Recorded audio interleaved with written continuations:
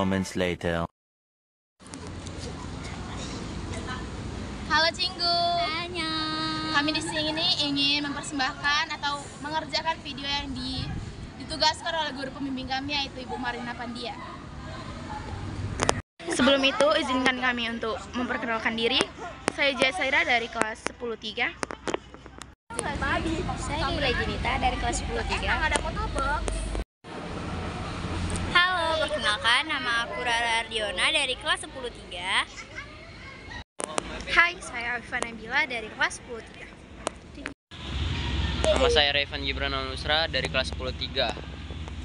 Perkenalkan, nama saya Emran Ramadan dari kelas 10-3. A few moments later. Kak. Lagi denger lagu Suka Bagi Dua nih.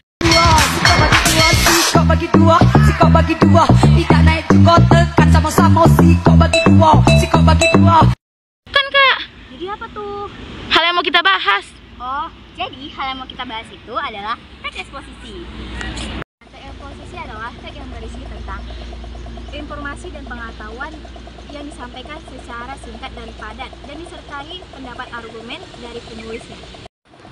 Nah, kalian sudah tahu kan apa pengertian dari teks eksposisi? Sekarang kita akan membahas bagian yang kedua, yaitu struktur dari teks eksposisi. Teks eksposisi terbagi menjadi 3. Yang pertama adalah tesis. Tesis adalah bagian yang berupa pengenalan isu, masalah, ataupun pandangan penulis secara umum tentang topik yang akan dibahas. Nah, yang kedua ada argumentasi. Argumentasi dalam teks eksposisi adalah alasan yang memperjelas atau memperkuat bagian tesis dan pernyataan umum. Nah, yang ketiga ada penegasan ulang, yaitu penegasan kembali pendapat yang sudah disampaikan dengan ditambahkan sedikit saran ataupun rekomendasi terhadap suatu masalah yang dibahas. Ini bukannya Mbak yang tadi ya? Iya, benar banget. Nah, jadi aku di sini mau menyampaikan tentang ciri-ciri teks eksposisi. Yang pertama, menjelaskan berbagai informasi tentang pengetahuan. Yang kedua, gaya informasinya bersifat mengajak. Yang ketiga, penyampaiannya lugas dan menggunakan bahasa baku. Dan yang keempat, itu tidak memihak, di mana sang penulis tidak memaksakan pendapatnya kepada pembaca. Itu aja sih ciri-cirinya. Bye-bye! Nah, setelah mengetahui apa saja ciri-ciri dari teks eksposisi, kini kita akan membahas tujuan dari teks eksposisi. Apaan tuh, Kak? Jadi, tujuan dari teks eksposisi adalah untuk menambah ilmu wawasan para pembaca, menambah ilmu pengetahuan, dan dapat memberitahu pembaca sehingga ketika ia membaca teks eksposisi, ia akan mengetahui secara rinci apa saja yang terjadi dalam kejadian tersebut. Nah, sekarang kita akan membahas kejadian yang sesuai dengan struktur teks eksposisi. Di teks eksposisi yang akan kita bahas adalah bahaya merokok. Merokok merupakan salah satu kebiasaan yang tidak sehat. Berdasarkan data Diskesdas, pada tahun 2018 terdapat 60 juta orang perokok di Indonesia. Nah, sebagian besar perokok itu pun berasal dari keluarga miskin. Sebenarnya, para perokok itu tahu bahwa merokok dapat berdampak buruk bagi kesehatan tubuh mereka.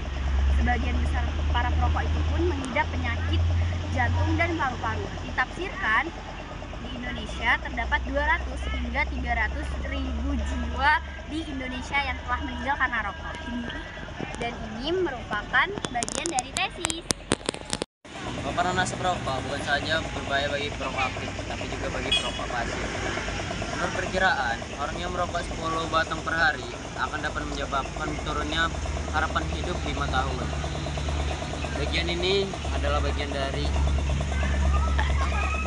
argumentasi. Melihat banyaknya dampak buruk merokok bagi kesehatan, tentunya perlu perhatian bagi kita bahwa rokok lebih berbahaya daripada cukai yang terdapat di perusahaan rokok. Penyuluh pada masyarakat saja tidak akan berhasil tanpa adanya penegasan dari pemerintah untuk mengurangi pengurangan perokok aktif di Indonesia. Ini adalah bagian dari penegasan ulang. Sekian dari video kami ucapkan terima kasih dan terima kasih telah menonton. Bye bye. Wow!